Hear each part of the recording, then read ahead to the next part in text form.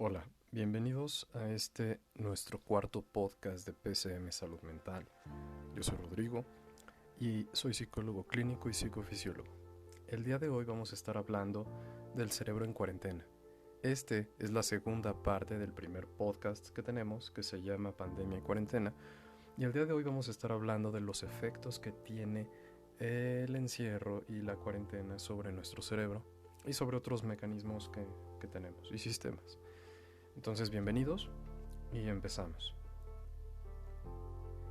Bien, el cerebro, lo primero que tenemos que entender es que es uno de los principales órganos de nuestro cuerpo.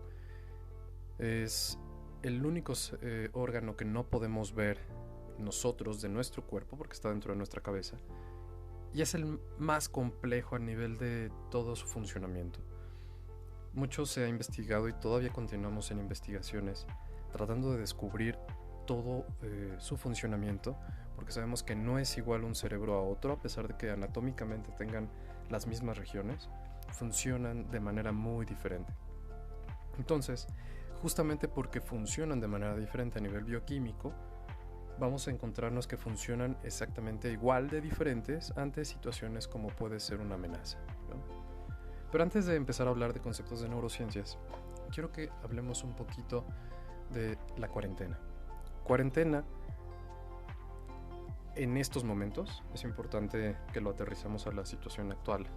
Lo vemos, pues sí, como las indicaciones que nos han dado de estar en casa, de que no salgamos, de que tengamos esta parte, al menos en México lo han manejado como la Susana distancia. Y son diferentes conceptos que, dependiendo de cómo seas y de tu estructura de personalidad, pues lo vas a tener más en cuenta o menos en cuenta.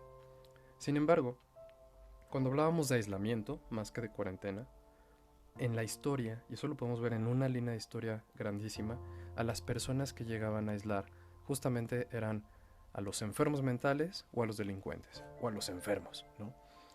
Entonces, en la historia está datada bastante información sobre diferentes enfermedades en las cuales aislaban a los enfermos, ¿no? Entonces, paradigmáticamente hablando, el concepto de encierro nosotros lo tenemos asociado justamente a un castigo, psicológicamente hablando. ¿Y qué es lo que pasa cuando hablamos del encierro por una condición como esta? Que no estamos haciendo una cuarentena, ¿cómo decirlo?, porque nos guste estar encerrados, sino justamente porque estamos protegiendo la vida. Y parece a lo mejor paradójico para muchas personas que estando encerrado estás protegiéndote, cuando por mucho tiempo lo que los psicólogos hemos hecho es motivar a la gente a que convivan con los demás, a que tengan socialización. Y hoy la socialización cambia, al menos bajo esta realidad. Bien, entonces, cuando hablamos ya a nivel del cerebro, sabemos que el cerebro es un conjunto de muchos sistemas que funciona con subsistemas, es decir, es un todo organizado que hace apoyo de cada una de las áreas como si fuera una empresa para poder funcionar, ¿no? Y tenemos diferentes regiones, diferentes lóbulos, que cada uno va a tener una función más o menos específica y más o menos delimitada, y que nos va a ayudar a organizar todo lo que nosotros llamamos realidad, pero que de alguna forma esto se viene a alterar cuando vivimos situaciones traumáticas. Y basta el ejemplo del sismo del 2017, que como consecuencia trajo que muchas personas tuvieran trastorno por estrés postraumático. Atendimos muchos pacientes con esa alteración y justamente veíamos síntomas más o menos similares, y digo más o menos similares, a los que hoy día está empezando a vivir la gente. En mi primer podcast, una de las cosas que yo citaba era, según el día en el que estés va a haber más o menos infectados, y es exactamente lo mismo. Según el día en el que estés, va a ser una realidad muy similar, en la cual nos vamos a enfrentar a una situación donde la gente cada vez va a ir experimentando más estrés. Sabemos que los altos niveles en estrés están relacionados directamente con la producción de cortisol, que el cortisol puede llegar a un momento en el que es tan tóxico, o más bien neurotóxico, que yo empiezo a tener una alteración ya más, ¿cómo decirlo?, en el funcionamiento de otras áreas, ¿no? Inclusive hasta de la memoria. El estrés puede afectar a la memoria, ¿no? En algún momento se hablaba de un síndrome que se veía afectado justamente por los niveles tóxicos de cortisol, que es llamado en la neurociencia la hipercortisolemia, ¿no?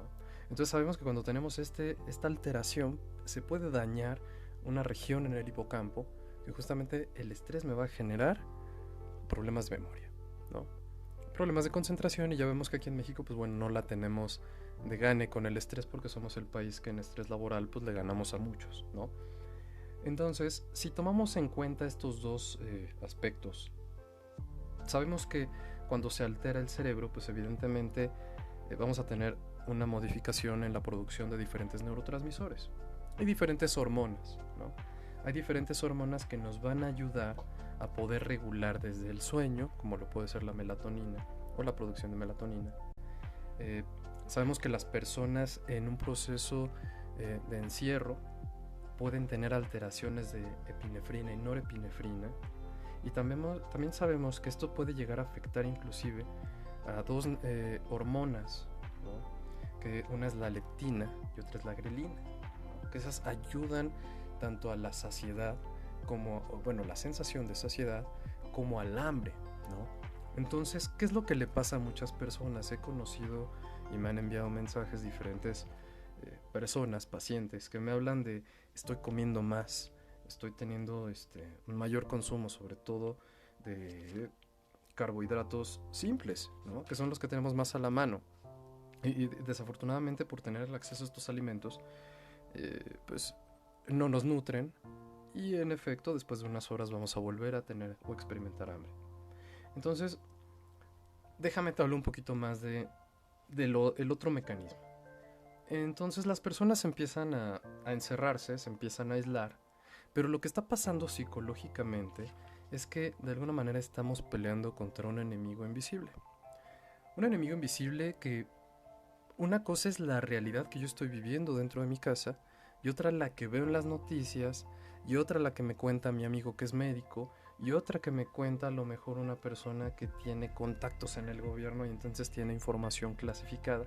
Entonces, lo que estamos haciendo es que estamos frente a algo que es un enemigo que no podemos ver. Sin embargo, nuestro cerebro no es tan inteligente como pensamos en este sentido. El cerebro se comporta de la misma manera ante una amenaza real que ante una amenaza imaginaria. Y con esto lo que te estoy diciendo es que tenemos una serie de activaciones sucesivas cuando te enteras de que hay más infectados, cuando de repente te enteras de que alguien conoce a una persona que está infectada. Entonces todo esto va a activar en ti un sentido de supervivencia, que si nosotros lo vemos desde un aspecto totalmente fisiológico, tiene que ver con una vía que se llama sistema nervioso autónomo, en sus dos ramas, que una es simpática y parasimpática, que se dedican exclusivamente a la función de supervivencia, conservación de energía, y son, vamos a decir, los sistemas antagónicos y que funcionan a la par. Entonces, este sistema, que es mediado por el 10º par craneal, que se llama nervio vago, es el responsable de muchísimas cosas, inclusive hasta en algunos procesos que tienen que ver con la secreción de jugos gástricos. De ahí nos podemos explicar muy bien por qué las personas, cuando están muy estresadas o ansiosas, tienden a tener mayor acidez o mayor producción de jugos gástricos. También podemos ver el famoso estreñimiento, dolores abdominales que se van a asociar a estos padecimientos, ¿no? Y en efecto también podemos ver a las personas que por el mismo estrés disminuyen su sistema inmune y empiezan a enfermarse.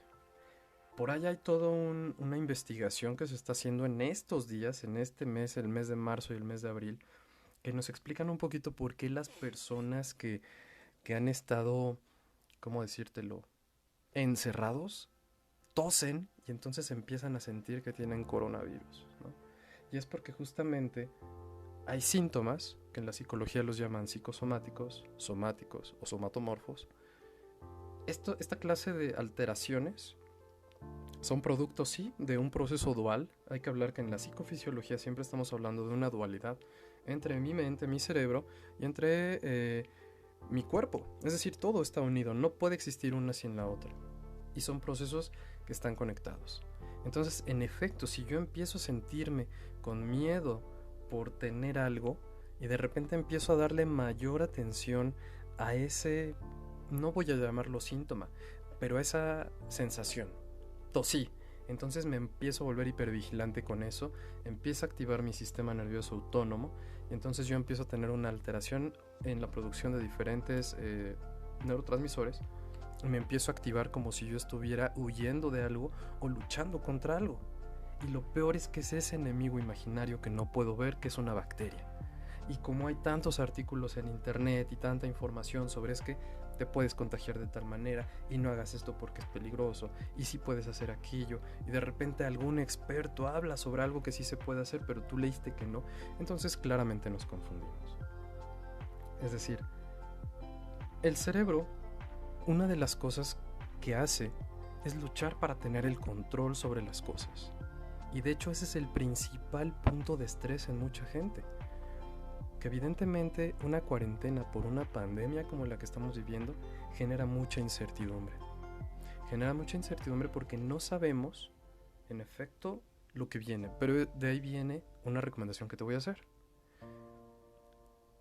El virus es algo desconocido para todos. Pero aquí hay un punto. No podemos especular. Nosotros es importante que estemos al día, que tengamos información, pero es importante que no te olvides de que tú tienes una vida. Es importante que no te olvides que hay una vida después de esto. Y es importante también que tomes en cuenta que a pesar de que el día de mañana la situación cambie, para bien o para mal, lo que tenemos es este momento presente.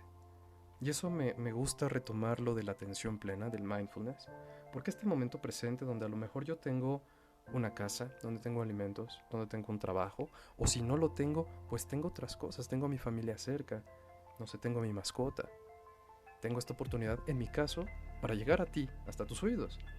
Entonces, no puedo estar enfocado en lo que todavía no pasa, porque en efecto, eso va a ser un productor de estrés y de ansiedad. Y en efecto, estos dos son una bomba explosiva que a mucha gente le está empezando a pesar. Ahora, lo que nos pasa es el siguiente fenómeno. Y si tú has salido a la calle en estas semanas o en estos días, te va a pasar. Si tú llegas a ir a un supermercado, y eso me lo han contado desde pacientes, colegas, amigos, veo gente asustada y entonces eso me asusta a mí. Claro, también nuestro cerebro está condicionado a que si yo veo una expresión en otra persona, eso es una identificación de ciertos patrones que en mi cerebro se han, vamos a decirlo, anidado, de tal forma que yo puedo diferenciar una cara enojada, una cara contenta o una cara asustada. Y de repente cuando salgo a la calle o salgo al supermercado y veo gente con máscaras, veo personas con guantes, veo personas que me evitan, pues en efecto eso va generando otra vez la activación de ciertos sistemas en mi cerebro que me hacen sentir miedo. Hay que recordar que el miedo es una emoción básica, pero también el estarla experimentando con tanta frecuencia nos puede llegar a llevar a sentirnos mal, ¿no? Entonces, de alguna forma, hay que saber que debemos tener ciertas motivaciones emocionales, psicológicas y demás. Es decir, no todo puede ser esta realidad bajo la que estamos viviendo, porque bien dice la frase que no afecta tanto al hombre el hecho, sino lo que piensa del hecho. Entonces muchas personas que están encerradas en realidad no están en contacto con la realidad directa, vamos a decirlo, que vemos en otros países como Ecuador, como Italia, como España, que es una realidad, no voy a decir diferente, pero tal vez en la magnitud no estamos en esa realidad. Pero es toda esa información que sobresatura a las personas, que de alguna manera sí activa esto. Y ya sabemos también que si nosotros no tenemos buenos hábitos en casa, de alguna forma vamos a caer en este estrés que estamos experimentando en exceso, ¿no? Y va desde empezar a ver todo lo negativo, como llenarme de información, que mucha de esta información no es clara y no es científica. Eso es importante, hay que revisar que la información que leemos tenga un sustento científico. Porque puede que lo haya escrito un youtuber, un blogger, o a lo mejor alguien, no sé. Pero no significa necesariamente que sea información real. Entonces siempre debemos acercarnos a una fuente que me brinde eso. Te decía un poquito de la motivación emocional, que nosotros debemos explotar la creatividad. Sabemos que hay varias industrias que por esta misma pandemia van a tener que cerrar o van a modificar la manera en la que llegan a las personas. Pero si bien es cierto que hay empleos en riesgo, van a haber empleos en desarrollo. Y esos son los nuevos retos para el futuro. De alguna manera van a haber empleos emergentes, van a haber nuevos empleos que todavía no existen a raíz de esto. Eso es algo real, es un hecho.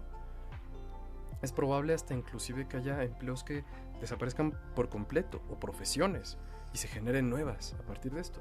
Y esas son las áreas de oportunidad que tal vez valdría la pena que tú pienses en ti, de qué manera puedes desarrollarlo. Es decir, no nos dejemos llevar por toda esta alteración neuroquímica que ocurre en mi cerebro, porque en efecto es algo que todavía le va a llevar un tiempo. Vamos a llevar otras semanas, ¿no? Y debemos aprender a vivir en relación, no con esta realidad, sino con la que nosotros estemos creando. Porque si yo creo y absorbo la realidad que me están vendiendo los medios de comunicación, la tele, las conferencias, en efecto yo voy a caer en un estado de estrés muy alto que va a requerir, como en ese momento que te comentaba del sismo, una intervención de un profesional, que claro que mucha gente va a quedar después de esto con miedo a salir a la calle y va a ser normal.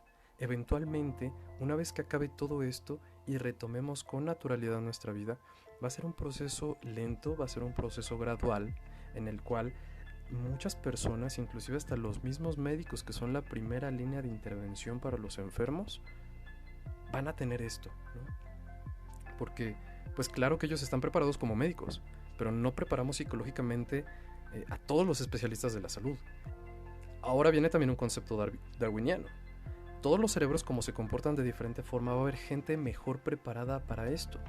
Es decir, va a haber gente que el aislamiento no les haga ni cosquillas. Es decir, va a haber gente que se pueda preparar realmente y no tenga menor problema, y va a haber unos que les cueste mucho trabajo. Si tú eres de estos segundos que te cuesta mucho trabajo estar en tu casa, tienes que empezar a ser un poco más amable contigo, empezar a darte cuenta de esta a veces sobreexigencia que tenemos, ¿no? De estar haciendo muchas cosas, y no significa que las dejes de hacer, sino que debemos cambiar nuestros hábitos. Hablábamos de esta parte del sueño, del trabajo. Hay gente que trabaja 12 horas diarias, que se paran de la cama y se sientan en la computadora. Hablábamos un poquito de que han cambiado las situaciones. Antes, evidentemente, teníamos más asociado al trabajo una oficina. Ahora tenemos asociado al trabajo un escritorio en tu casa, que a lo mejor ni siquiera es tu escritorio. Entonces, de alguna manera, se van modificando los espacios que antes estaban pensados con otra finalidad, y tenemos que ir modificando e ir adaptándonos. Este problema en adaptación también genera mucho estrés. Entonces es normal sentirse estresado, claro, pero si tú tienes una casa, una habitación que no te gusta cómo está organizada y te sientes estresado, estresada por cómo está organizado tu espacio físico, es una excelente oportunidad para modificar lo que puedas modificar, claro, ese espacio, de tal manera que te sientas a gusto estando ahí. Los budistas dicen que tu cuerpo es el primer templo donde habita el alma. Y los budistas dicen que tu casa es el segundo templo donde habita tu cuerpo. Yo te preguntaría, ¿tu casa te gusta? ¿Te gusta el espacio donde vives? Si no es así, puedes modificar ese espacio en el que vives. Tal vez no te puedes mudar de casa ahorita, pero sí puedes hacer modificaciones en el espacio con el que ya cuentas, de tal manera que puedas estar más tranquilo. Claro que una casa que a lo mejor no está bien organizada y que tienes muchas cosas encimadas y a lo mejor no arreglas porque tienes mucho trabajo, claro que va a ser un ambiente donde a lo mejor te vas a sentir estresado. Pero esas comodidades que quizá las oficinas tienen, que pasa una señora que hace el aseo a determinada hora del día, que te limpian tu escritorio, que todos tienen, se homologa la imagen de las oficinas, una computadora, un teclado, un bote con lápices, gente de corbata, olor a café. Pero en tu casa no es igual. Pero no significa que no puedas dar el mismo desempeño. No significa mayor trabajo, porque eso es lo que está pasando. Los empleadores están empezando a exigirles a las personas mucho más de lo que en realidad hacían. Y si tú eres una de estas personas que está trabajando más tiempo del que originalmente trabajabas, Haz un balance de si estás poniendo los límites entre tu vida personal y tu trabajo, porque hay gente que, así como te lo platico, pasan de la computadora a su cama y de la cama a la computadora, y eso es su día a día. Yo te diría, no te permitas que esto ocurra, al menos contigo. Tienes que establecer horarios y, así como en el trabajo, después de determinada hora tú salías a tu casa, imagínate que es exactamente igual. Tienes que respetar esos horarios, y si tu jefe no los respeta, tú sí lo puedes hacer. ¿Sabes qué, jefe? Yo respeto tu tiempo, tu horario de trabajo, y aunque yo lo pueda hacer, y con mayor razón porque lo puedo hacer, lo voy a hacer únicamente en horas o horario laboral, ¿no? Porque en efecto, todo lo que está pasando es que aumenta evidentemente el malestar. Y te voy a decir algo, si tú eres una de las personas que te da más hambre y tú eres una de las personas que en este periodo de cuarentena has consumido más alcohol, el consumo de alcohol en exceso también produce más hambre. Entonces, si nos ponemos a pensar en todo esto, somos pura química y pura física. Somos un conjunto de órganos con un cerebro que nos permite que este audio tú lo puedas traducir en un conocimiento, pero no dejamos de ser biología. Y al ser biología debemos entender que debemos darle cierto ritmo y cierto equilibrio a nuestro cuerpo para que pueda funcionar de la mejor manera, y también a nuestra mente. Es decir, ya sabemos más o menos las recomendaciones psicológicas porque nos las han repetido tal vez hasta morir en redes y todo lo demás que a lo mejor ya conoces, pero también viene la otra parte, la parte física. Hacer ejercicios de respiración. La oxigenación es algo importantísimo y necesario para tu cuerpo. El proceso por el cual nosotros sacamos dióxido de carbono es importante tenerlo en cuenta, porque a veces ni siquiera abres una ventana, estás encerrado todo el día y a lo mejor con la persiana cerrada y nunca te dio el sol. Vamos, las personas es común que hagan esto, pero también es porque no sabemos y nunca nadie nos preparó para una cuarentena. Entonces, justamente con mayor razón, todo esto que yo te estoy contando, debes tomarlo en cuenta para poder mejorar tu estilo de vida bajo la condición que sea que estés viviendo.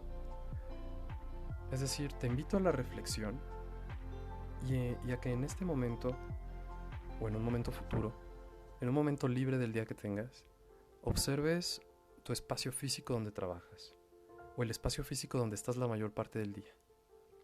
Que definas qué actividades son las que te llevan más tiempo. Puedes hacer inclusive una gráfica de pastel, como si fuera un 100%, e ir dividiendo. ¿Sabes qué?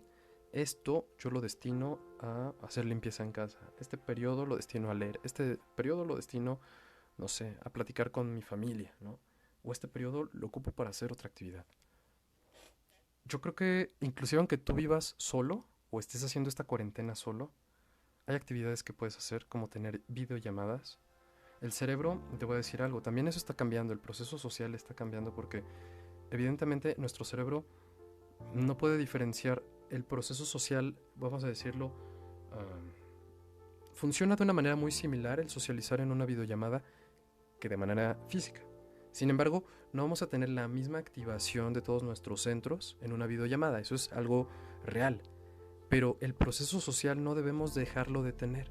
Si estamos haciendo una cuarentena solos, es importante que hagamos esto, que fortalezcamos la comunicación con los demás, porque de otra manera vamos no perdiendo, pero sí disminuyendo toda esta parte que en el día te transitan 1000 ideas por la cabeza y es necesario hablarlas con alguien más, con alguien que tal vez está viviendo la misma situación que tú en aislamiento solitario, también para que escuches otros puntos de vista, no para que nos deprimamos juntos, al contrario, sino para que generemos redes de apoyo.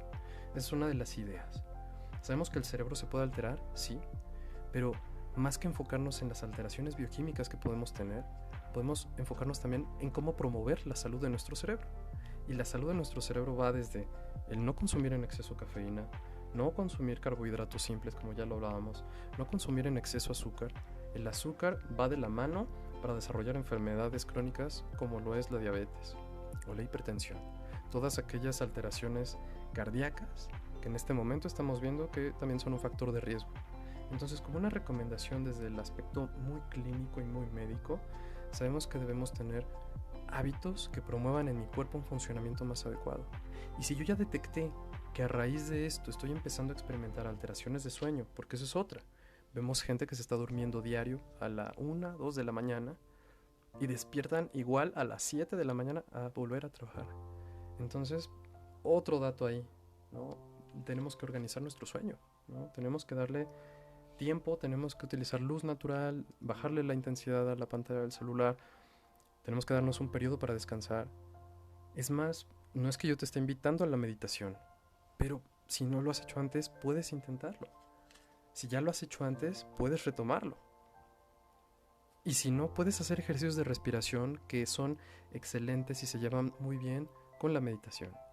Y no necesariamente tienes que meditar. Es algo no tan simple, pero tampoco es tan difícil. Creo que estos consejos que te doy te pueden ayudar a poder llevar una cuarentena de una manera más adecuada, sin enfocarnos tanto en la parte, como ya lo decimos, de la incertidumbre, del enemigo invisible. Hay muchas cosas que no podemos cambiar.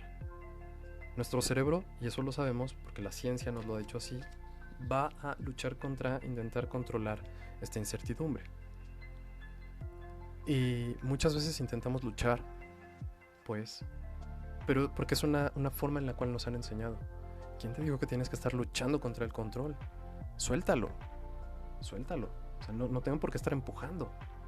Soltando, dejo de luchar y pues no es como que me voy a dejar ir. Simplemente significa voy a dejar de luchar porque voy a enfocar mi energía en algo más. En algo más que me va a ayudar a sentirme más tranquilo. En algo más que me va a ayudar a sentirme mucho más centrado. Y no necesariamente en estar enfocado en la parte del miedo. El miedo es algo natural. No intentes buscar la manera de evadirlo. No lo evadas con alcohol, no lo evadas con una droga.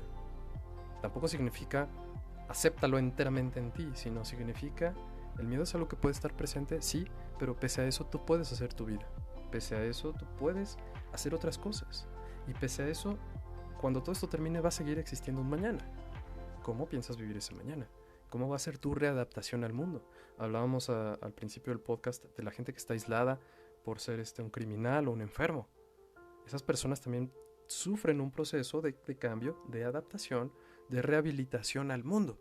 Entonces piensa que nosotros nos estamos aislando y en algún momento vamos a reintegrarnos al mundo, ¿no?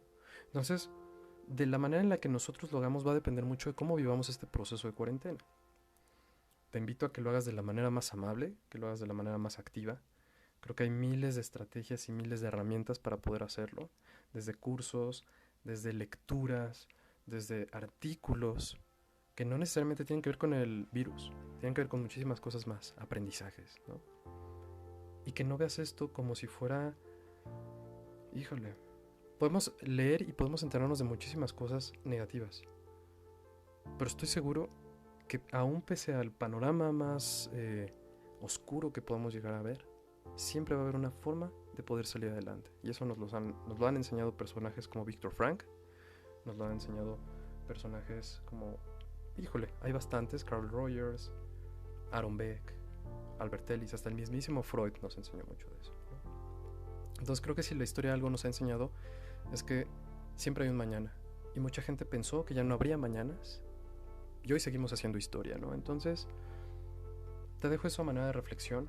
Espero que este podcast te haya podido servir para poder tener una perspectiva diferente, para que veas que también eres un organismo vivo que tiene un conjunto de sistemas que sufren cuando tú sufres, a pesar de que no los podamos ver, todos están ahí. Y nuestro cuerpo también necesita que le demos amor. Entonces, darnos amor es desde un aspecto emocional. No necesitamos del otro, pero sí necesitamos de nosotros. Muchas gracias y nos vemos en el próximo podcast. Cuídate mucho y chao.